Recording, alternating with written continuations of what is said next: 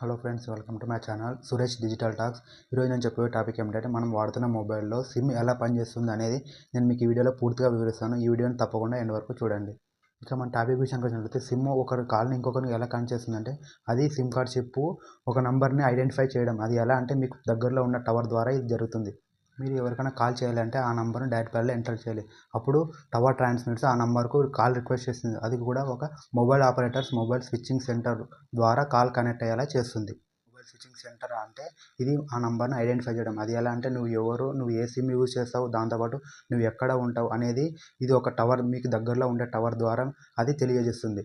మీరు వాడే సిమ్ ఒకవేళ డిఫరెంట్గా ఉంటే, ఒకవేళ లైక్ జియో, ఎయిర్టెల్ ఇలా వేరే ఫీల్డ్లో ఉంటే అప్పుడు పిఎస్టీఎన్కు సిగ్నల్ పంపుతుంది. పిఎస్టీఎన్ అంటే పబ్లిక్ స్విచ్ టెలిఫోన్ నెట్వర్క్, ఇది పంపిస్తుంది.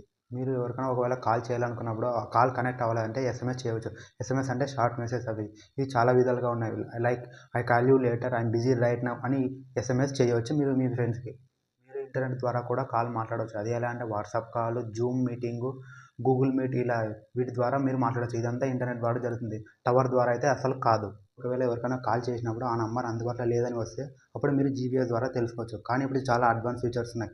అవి ఏమిటంటే కాల్ ఫార్వర్డింగ్ అంటే ఆ నంబర్ను వేరే వాళ్ళకి ఫార్వర్డ్ చేయడం. అప్పుడు ఆ నంబర్ ఏ నెంబర్కి కాల్ ఫార్వర్డ్ చేశారో ఆ మొబైల్కి కాల్ కనెక్ట్ అయ్యేలా చేస్తుంది. దాంతోపాటు ఇంకొక ఆప్షన్ కూడా ఉంది. అది ఏమిటంటే కాన్ఫరెన్స్ కాల్ అంటే ఒకరు ఇంకొకరితో మాట్లాడుతూ దాంతోపాటు ముగ్గురు లేదా నలుగురు ఇలా అందరు కలిసి ఒకేసారి మాట్లాడవచ్చు. ఇక ఇంటర్నేషనల్ కాల్ అంటే మనం ఇండియాలో ఉండి మన ఫ్రెండ్ దుబాయ్లో ఉన్నట్లయితే అప్పుడు కాల్ కనెక్ట్ అవ్వడం చాలా కష్టం.